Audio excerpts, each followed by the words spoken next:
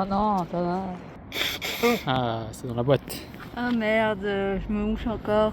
Yo yo yo, c'est toujours Nico. Si Apo veut bien arrêter de se moucher H24, on part vous présenter tout un tas de choses qu'on a observées ou testées en Nouvelle-Zélande.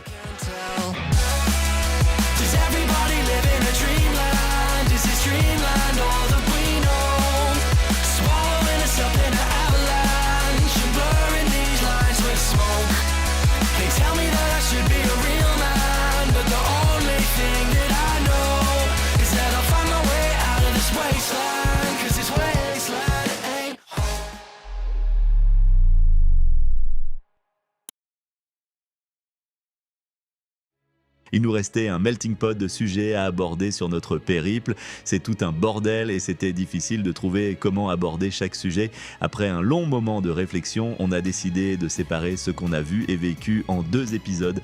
Un en lien avec la nature et la culture et le second en lien avec les grosses expériences marquantes du voyage, bien que plusieurs sujets soient en lien avec les 2 vidéos.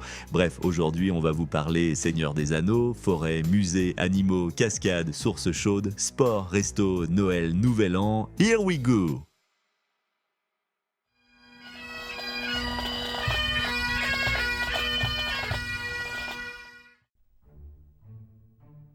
Quand on pense Nouvelle-Zélande, une des premières choses qui nous vient en tête est souvent le Seigneur des Anneaux, qui a d'ailleurs propulsé le pays dans une autre dimension avec la popularisation du ciné-tourisme. Perso, on n'échappe pas à la règle, on a trouvé une carte reprenant les endroits des scènes du film, et une fois de temps en temps, on décidait d'aller voir ça. On a déjà montré le Mont Sunday avec Edoras dans l'épisode des randos sur l'île du Sud. Vers Queenstown, on retrouve les 2 énormes piliers d'Isildur et d'Anduin qui gardaient l'entrée du fleuve. Bon, faut un peu d'imagination. À Wellington, on est passé voir une cachette des Hobbits vite fait, puis on a visité le Weta Workshop, un studio de conception et de fabrication d'effets physiques, surtout célèbre pour le Seigneur des Anneaux, mais pas que, avec Avatar, Narnia, la planète des singes. Dans la campagne de Wellington, on est parti rejoindre la route de Dimmolt, où Aragorn, Legolas et Gimli empruntent cette route pour convoquer l'armée des morts. On l'a survolé en drone, mais on s'est pas rapproché plus près car la rando était fermée. Encore un paysage atypique vu dans ce pays. Après notre expédition dans le Tongariro, on a exploré un autre endroit tout basique, une petite cascade où pêchait Gollum. Vous pouvez constater la ressemblance des 2 personnages. À Auckland, on retrouve un autre Weta Workshop avec un énorme smog super bien fait. Et 2 semaines avant de partir de Nouvelle-Zélande, on finit avec l'attraction du pays. La visite du village Hobbiton, c'est le lieu de tournage des scènes extérieures du village des Hobbits des 2 trilogies. Ici, on est au milieu des moutons, en pleine campagne et dans une ferme à la base. Tout commence par une petite visite de la boutique souvenir pour ensuite être emporté sur le lieu de tournage en bus. On a 2 guides avec nous, nous expliquant toutes les anecdotes du site. On visite donc le village des Hobbits qui est magnifique. Et bien, on s'attendait à quelques maisons et on se retrouve en fait avec une 50aine de maisons de Hobbits à différentes échelles. Incroyable, on sillonne et visite chaque recoin en allant jusque la maison de Bilbo. Ils ont aussi aménagé 2 maisons pour qu'on puisse les visiter à l'intérieur. Le souci du détail à l'intérieur est fou. Petite sieste et on passe à la suite. On se dirige vers la taverne The Green Dragon où on va passer la soirée car on a pris la formule buffet de soir pour vivre l'expérience à fond. On goûte les différentes sortes de bières des Hobbits, puis on passe après par la salle du buffet où 3 grandes tables ont été aménagées avec de la nourriture à chaque coin de table. On a pu goûter plein de bonnes choses. On fait un petit tour dehors le temps qu'il débarrasse. On part ensuite dans le village avec une lanterne pour découvrir les maisons illuminées le soir. On finit la journée en écoutant les quelques dernières anecdotes des guides. Bref, ce sont des étoiles plein les yeux que s'achève cette visite. Wonderful moment passé ici. On a compris davantage pourquoi Peter Jackson a choisi son pays pour réaliser son film. La diversité des paysages que le pays a à offrir est incroyable, avec par exemple les forêts de fougères arborescentes. On en retrouve partout dans le pays et c'est aussi un des symboles nationaux. On peut aussi vous parler des kauri, des arbres sacrés pour les Maoris, dont les plus anciens possèdent des troncs énormes pouvant aller jusque 16 mètres de circonférence. Des arbres se trouvant uniquement sur l'île du Nord, surtout dans le Northland et dans le Coromandel. C'est la raison pour laquelle on doit nettoyer et désinfecter nos chaussures sur l'île du Nord avant nos passages en forêt grâce aux infrastructures du DOC. On vous a déjà parlé brièvement d'eux. Ils sont chargés de protéger tout le patrimoine naturel et historique du pays. C'est l'un des plus gros employeurs dans le public et ils ont plusieurs musées contenant un tas d'informations et de sensibilisation sur la nature en NZ. Avant de faire nos randos dans les régions concernées, on a essayé d'en visiter le plus possible et des musées, on en a également fait d'autres sur plusieurs sujets différents. Ils mettent énormément l'accent sur leur patrimoine. On a donc visité un musée sur l'héritage à Christchurch pour en apprendre davantage.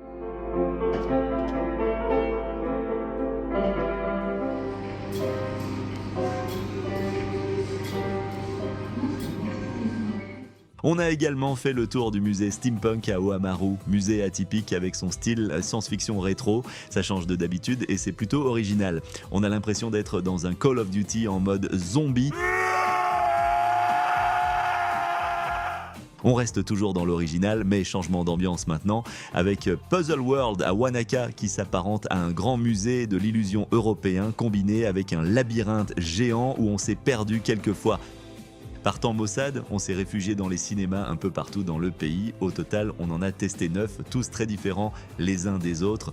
On s'est surtout focus sur les cinémas réputés et atypiques de Nouvelle-Zélande, comme celui de Wanaka et sa déco unique. On peut vous citer également celui de Wellington, qui a accueilli l'avant-première du Seigneur des Anneaux dans son immense salle, ou encore de Civic à Auckland, magnifique salle de théâtre qui ouvrait ses portes pour le festival du film. On a également, et même surtout, passé pas mal de notre temps en bibliothèque à capter le Wi-Fi, improve our English et planifier la suite des aventures quand le temps était pluvieux. Revenons au musée. À Wellington, on a visité le musée national le plus célèbre du pays, Te Papa. On y retrouve un tas de sujets comme la nature, l'implication des Néo-Zélandais dans la Première Guerre mondiale, sûrement la partie qu'on a préférée avec les statues géantes réalistes, pour finir par visiter la partie sur la culture et l'histoire maori qu'on commence à pas mal connaître. Restons à Wellington où on est allé rêver dans un planétorium avec la voix de Ron Weasley. Ici, on a appris que les 4 étoiles du drapeau NZ venaient de la constellation de la Croix du Sud, visible uniquement dans l'hémisphère sud. Partons à Auckland où on s'est replongé dans la guerre une nouvelle fois, avec la première mais également la seconde guerre mondiale cette fois-ci. On a aussi fait quelques petits musées et refuges pour animaux, comme dans le parc de New Plymouth avec ses cochons roux tachetés, ses petits singes, ou encore c'est Lémurien. On a visité le refuge Wild Base Recovery à Palmerston North qui s'occupe principalement des oiseaux blessés dans la nature, car on pourrait croire que le mouton est roi en Nouvelle-Zélande, mais les véritables maîtres de ces terres sont bien les oiseaux endémiques du pays. À l'origine, il n'y avait pas de mammifères en Nouvelle-Zélande, les oiseaux étaient les seuls habitants et c'est pourquoi beaucoup ne volent pas ou presque pas, car ils n'avaient pas de prédateurs. On peut citer le plus connu, également symbole du pays, le kiwi, hyper rare à voir en pleine nature car il vit la nuit. Les seuls qu'on ait vus, ce sont ceux-ci dans un centre d'animaux. Le cycle jour-nuit est inversé pour qu'on puisse les observer la journée. Autres oiseaux endémiques qui ne font principalement que marcher, on peut vous montrer le pukeko, beaucoup moins rare. On peut souvent observer les pukeko en groupe le long des routes. Le weka, autre oiseau terrestre, est quant à lui super curieux et n'hésitera pas à vous approcher tel un pickpocket. Ils ne volent pas avec leurs ailes, mais ils nous ont volé nos galettes de riz quand on avait le dos tourné, c'est vicieux. On les a surtout vus sur les côtes ouest de l'île du Sud. Côté oiseaux qui volent et emblématiques, on peut vous parler des piwakawaka, nos copains curieux qui nous indiquent le chemin en rando. On peut croiser pas mal de faucons, dont un qui a voulu manger Apo. Petit remerciement à elle au passage pour ses magnifiques templates. Sur les côtes, on peut observer des torea pango qui peuvent être très territoriaux. On peut tomber sur des kereru, des gros pigeons qui à tout moment sont saouls comme celui-ci, car ils mangent des fruits fermentés. Plus rarement, on peut voir des kea, des perroquets montagnards magnifiques. Et enfin, on peut entendre le chant des tuis et leurs 2 petites couilles sur le cou. Peut-être notre oiseau préféré de Nouvelle-Zélande finalement. On vous laisse écouter ça.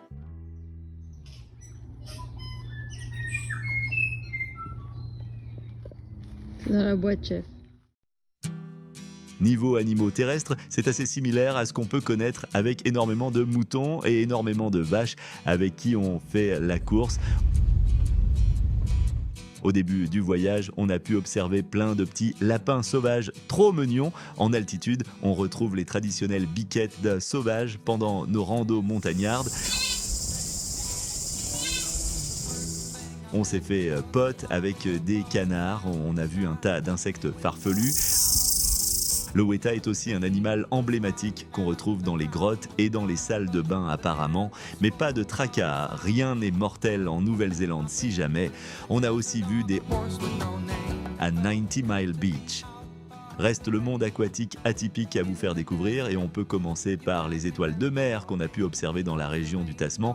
Toujours dans le Tasman, on a pu voir un dauphin sauter hors de l'eau à 15 mètres de nous et on a eu une nouvelle fois de la chance en les observant durant un coucher de soleil à Greymouth.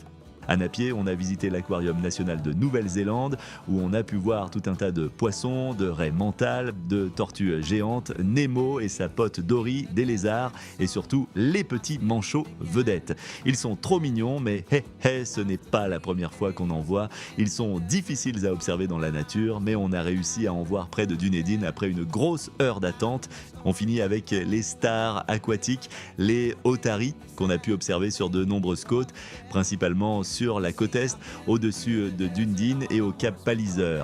Incroyable de voir autant d'otaries jouer et faire leur sieste au même endroit. Il y a sûrement d'autres endroits où en observer, étant donné que la NZ est une île et que des points d'eau, c'est pas ce qui manque en NZ. D'ailleurs, bon nombre de nos expéditions avaient comme objectif d'observer les cascades du pays. On vous a déjà montré la plupart d'entre elles dans les épisodes rando, mais au final, ce n'est pas loin d'une cinquantaine de cascades qu'on a pu observer durant tout notre voyage. Parfois des petites et d'autres fois des plus grandes, parfois à juste contempler et d'autres fois à se baigner et sauter carrément dedans, d'autant plus qu'il existe des sources chaudes naturelles dues à l'activité volcanique du pays. On peut voir ici les différents points chauds de Nouvelle-Zélande et les différents endroits où on en a bénéficié. Bon, pour le tout premier qu'on a fait à Tekapo Springs, on triche un peu car ça ne provient pas d'une source naturelle, mais bon, avec la petite vue sympa, ça méritait d'être mentionné.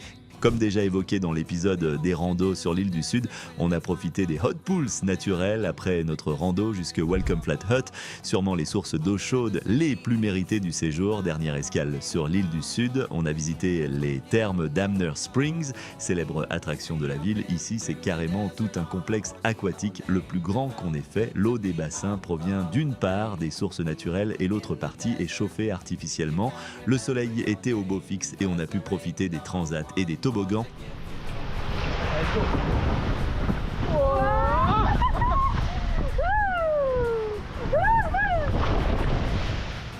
Passons côté nord où notre première rencontre en zone volcanique s'est passée à Taupo tout d'abord, aux abords du lac où on a découvert plusieurs points chauds. Ensuite, on a fait un tour sur le site de Craters of the Moon où on a pu voir nos premiers vrais dégagements gazeux. C'est tout un circuit sur palette en bois que l'on parcourt pour éviter d'abîmer le sol brûlant, une bonne façon de mieux comprendre toute l'activité volcanique de la région. Et enfin, toujours à Taupo, on a fini par se relaxer dans le spa naturel de Wairakei Terraces. De quoi bien se relaxer en fin de journée dans leurs 4 bassins différents. On passe la partie Tongariro et ses volcans, car on en a déjà parlé en long et en large dans l'épisode précédent, pour aller directement à Rotorua et ses alentours. Rotorua, c'est l'une des zones géothermales les plus actives du pays, avec de nombreux sites accessibles comme ce mini-bassin dans un parc en plein centre de la ville, où on y est retourné plusieurs fois. Avec la team Kiwi, on est allé à la recherche des rivières et lacs naturellement chauds et c'est finalement dans le lac Rotowero qu'on s'est retrouvé. Et bien incroyable de se dire que tout le lac est chauffé. On est resté nager un bon moment dans une température entre 35 et 40 degrés. Toujours à Rotorua, on est parti faire une partie du Tarawera Trail avec Mathieu, avec Hot Pools à la clé après 10 km de marche, l'eau à 37 degrés et même limpide ici tellement c'est bien entretenu, un plaisir.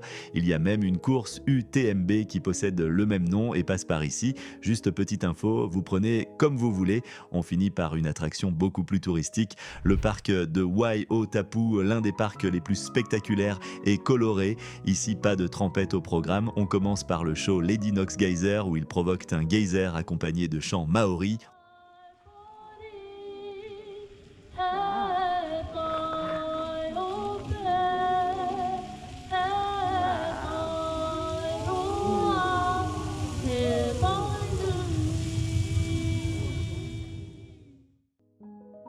Ensuite, on fait le tour du parc. On se fait asphyxier par les puissants dégagements gazeux tout le long. Le plus impressionnant selon nous, c'est les couleurs 100% naturelles des différents lacs. On en a pour tous les goûts et toutes les températures, avec surtout les deux plus impressionnants, la Champagne Pool, bouillonnante, orange et turquoise, le plus grand lac du parc. Mais notre préféré, c'est peut-être le lac jaune fluo. La couleur est complètement crazy. Et pour finir, l'activité volcanique du pays nous a même offert une source d'eau pétillante dans le Northland, avec un soupçon de soufre. Miam miam. Parce que oui, il faut bien s'hydrater avec tout le sport qu'on a fait là-bas, car notre aventure ne s'est pas arrêtée au rando. Notre périple nous a aussi ouvert la porte à d'autres expériences sportives. Mais commençons par les sports atypiques qu'on a juste observés. Les sports pratiqués sont différents de par chez nous. On retrouve par exemple beaucoup de clubs de cricket ou encore un bowling bien différent de chez nous avec une boule ovale qui s'apparente à de la pétanque. Toutefois, la star ici, vous la connaissez déjà.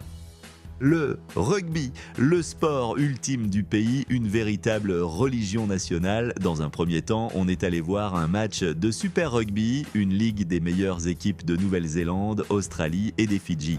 Pour le coup, c'était les Hurricanes de Wellington, là où jouait James, notre boss des avocats, contre les Blues d'Auckland. On fait un tour du stade histoire de choper un maximum de goodies, puis on assiste dans un premier temps au match féminin Hurricanes Blues. Au final, on aura donc vu 2 matchs. Malgré que le stade soit vide, l'ambiance est présente et on est trop content d'être là. Petit Haka Hurricanes.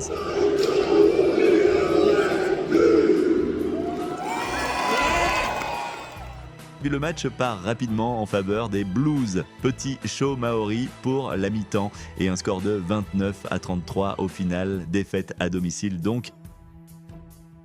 Notre expérience de joueur de rugby, c'est quant à nous limitée à 30 minutes sur une plage. Et plus tard, dans le voyage lors de la saison des Amicaux internationaux, on les a enfin vus, les fameux All Blacks. Avec Mathieu, on se trouve des tickets le jour même pour voir les All Blacks contre les Français.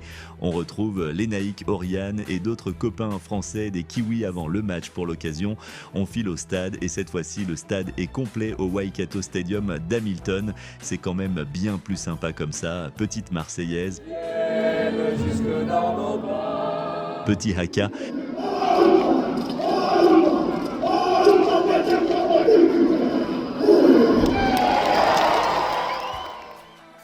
Et c'est parti pour le match. C'est le 3e match des Français cet été en Nouvelle-Zélande, car faut bien rentabiliser les 48 heures d'avion aller-retour, et bien que le dernier match se soit soldé par une victoire écrasante des All Blacks, celui-ci est plus serré et donc plus agréable. On est aussi tombé juste derrière un arbitre de rugby français complètement crazy, mais au final, pas de surprise et victoire néo-zélandaise 29-19. Mathieu se consolera avec un petit McDo. Un peu par hasard, on est tombé sur le plus grand événement de Dragon Boat du pays à Wellington.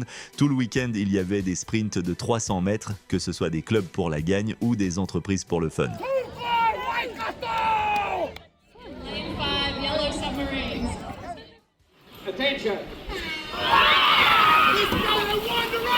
Passons maintenant au sport qu'on a pratiqué. On vous a déjà parlé des occasions pour jouer au tennis. On a réussi à trouver un terrain de padel une fois. On a fait des longueurs dans un tas de piscines tout au long du voyage et on a été courir quelques fois pour rester in shape. Même beaucoup de fois avec Queenie Boy. Toujours pendant le house sitting, on a emprunté les vélos pour visiter la périph' d'Auckland. Ainsi, on a pu découvrir notre endroit préféré d'Auckland, visiter quelques plages et finir par un bon resto. Mais notre première expérience cycliste dans le pays, c'était 6 mois auparavant. En tandem aux abords de Nelson, après un petit ferry, on arrive sur Rabbit Island où on longera la mer pendant des kilomètres. On se retrouve sur des palissades en bois dans l'eau. C'est agréable. Puis demi-tour et on finit en TTT, sans suspension et sans expérience. Le tandem tout-terrain s'annonce folklore. Au final, pas de chute au programme malgré la vitesse pas tout le temps contrôlée et quelques tournants bancals.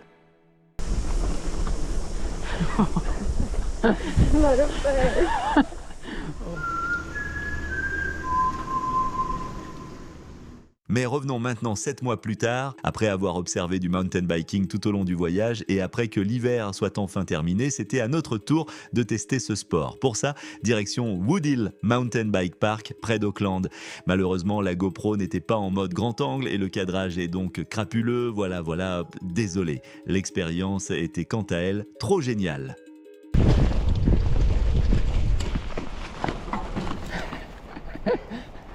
T'es en caméra? Ouais. Sa mère. Sinon, le sport atypique qu'on a le plus pratiqué ici est le disc golf. On peut retrouver de nombreux terrains dans tout le pays. Au début, on s'est juste acheté un frisbee de plage, puis on s'est vite rendu compte que ça allait pas le faire. Il part d'office sur le côté. Mais il tourne après. On a donc acheté de vrais disc golf pour jouer plus qualitativement quand on avait le temps de flâner ou pour s'occuper quand on ne savait pas trop quoi faire. On a même initié Mathieu et Connie qu'on vous présentera dans le prochain épisode. Bon, malgré quelques heures à notre actif, vous pouvez voir que le niveau est assez approximatif. Oh, c'est pas possible.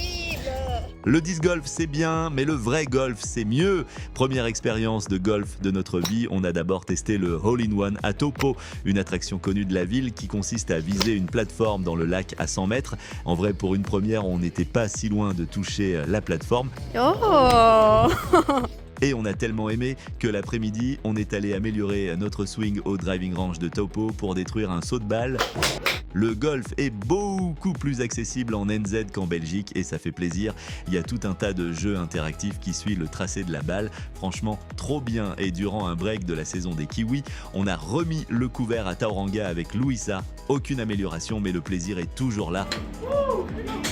Et après tout ce sport, le réconfort. On vous a parlé brièvement de ce qu'on avait cuisiné en van, mais pas vraiment de ce qu'on mange en NZ. Déjà, il y a tout un tas de food trucks partout dans le pays, avec toujours bien un breton pour ouvrir son stand de crêpes. Quand l'occasion se présentait, on en profitait pour tester la fast-food néo-zélandaise très répandue, que ce soit dans les food courts ou encore dans les marchés locaux comme à Takaka, Taupo et Auckland les dimanches matins. D'ailleurs, big up à ce popcorn sucré-salé beaucoup trop bon. On a mangé de nombreux burgers partout dans le pays, un fish and chips à Mangonui réputé pour avoir les meilleurs du pays. On a goûté un café vietnamien délicieux à Queenstown et les célèbres moules vertes un peu trop caoutchouteuses à Havelock. En Nouvelle-Zélande, on retrouve vraiment beaucoup de restos asiatiques et indiens car ces communautés sont très présentes dans le pays et comme c'est plutôt abordable, on en a profité pour s'en mettre plein la panse de dumpling, la nouvelle passion d'Apo, mais aussi de sushi incroyablement bon. Au final, c'est sûrement les 3 plats qu'on mangeait le plus souvent à l'extérieur, avec les célèbres pailles, les petites tartes salées faisant office de snack. Comme dessert, on a goûté du local avec les pavlova ou afghans, ou encore des fruits qu'on achète dans des stands en libre service avec une Honesty Box, mais ce sont les glaces qui nous ont le plus marqué, comme la glace à la lavande artisanale près du Mont Cook, ou encore toutes leurs glaces Real Fruit, où ils mixent à la minute une glace vanille avec des fruits congelés, ce qui donne une glace ultra fraîche et fruitée. Mais mes glaces préférées se trouvent chez Duck Island avec des goûts incroyables comme la Peanut Butter Cookie Dough. Petit shout-out aussi au chocolat caramel noix de macadamia de la chocolaterie Macana à Kerikeri, conseillée par Diego Pepito. Et enfin, en tant que Belge, on a goûté pas mal de leurs bières locales, que ce soit en brasserie ou en pleine nature. Qui dit bière dit forcément fête et on voulait finir cet épisode en vous montrant comment on avait passé les fêtes de fin d'année à l'autre bout du monde. Pour Noël, on l'a passé dans un free camp le long d'une plage dans le Southland. On s'est trouvé un petit abri pour être potentiellement à l'abri de la pluie car les orages frémissaient au loin. On a passé une super soirée rien que tous les deux avec au programme une fondue approximative sur fond de musique suivie de soirée fléchette, le tout arrosé de bière et de vin blanc. Ça change de d'habitude, surtout que la magie de Noël avait une saveur différente en plein été et pour le nouvel an on s'est retrouvé en ville à Queenstown comme beaucoup d'autres personnes à écouter les concerts et observer le feu d'artifice le long du lac.